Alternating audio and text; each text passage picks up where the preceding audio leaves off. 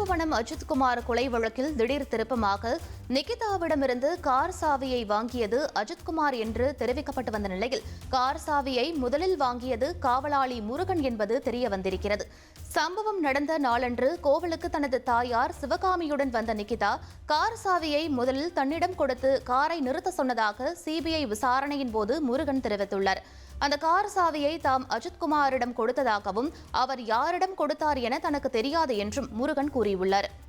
தாம்பரம் பேருந்து நிலையத்தில் கூட்ட நெரிசலை பயன்படுத்தி 14 செல்போன்களை திருடி வைத்திருந்த வடமாநில கும்பல் கைது செய்யப்பட்டது.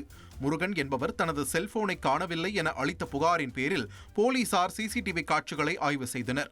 அதில் சந்தேகத்தின் அடிப்படையில் பேருந்தில் பயணித்துக் கொண்டிருந்த வடமாநில இளைஞரை போலீசார் பிடித்து விசாரித்ததில் அந்நபர் செல்போன் திருடியதையும் தன்னுடன் 5 பேர் வந்திருப்பதாகவும் ஒப்புக்கொண்டார்.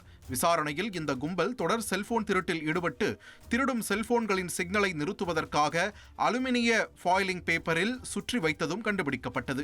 பின்பு போலீசார் கைது செய்யப்பட்ட 6 பேரையும் நீதிமன்றத்தில் ஆஜர்படுத்தி சிறையில் அடைத்தனர்.